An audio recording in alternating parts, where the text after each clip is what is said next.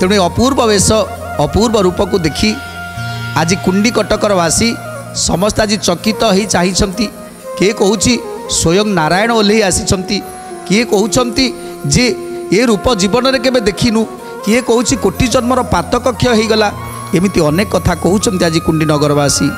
थकाए बोलती केबे ए मानव नुहे, एका जने समस्तंक मन मोहिनी,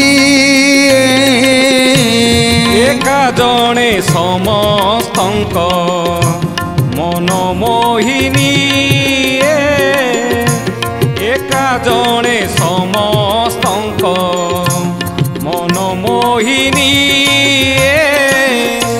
आबर बोलती तही थकाए जुबती, रुक्मिणी कनुरूप अटंती पति, रुक्मिणी कनुरूप अटंती पति, रुक्मिणी कनुरूप अटंती पति।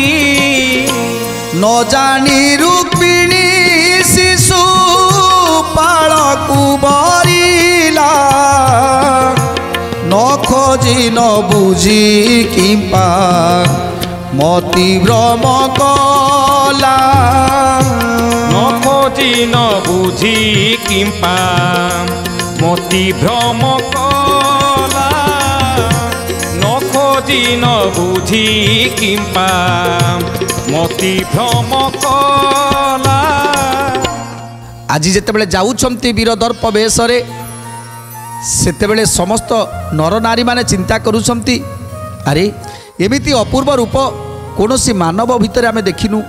ता छड़ा कहीं केजाणी ये आखिटा केवल सेठी लाखी रही जाउची, आउ कोठी ये आखिटा फेरी पारुनी।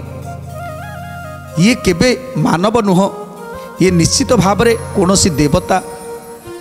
आहुरी कहउछंती अरे ये तो रुक्मिणी को भली, रुक्मिणी जेमिति सुंदर, जेमिति रूप, जेमिति गुण, जेमिति ताको पाई ये संसार रे केही बर नांती, केवल रुक्मिणी को पाई ये ही योग्य पात्र, ये ही योग्य बर पात्र।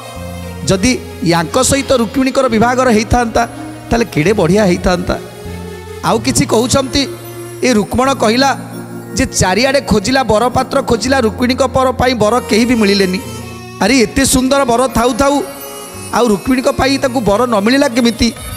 से शिशुपाल को वर्ण कले, जो शिशुपाल या पाद नख कण को भी सरी हेनी। तेणु रुक्मिणी से केबे भी योग्य नुह।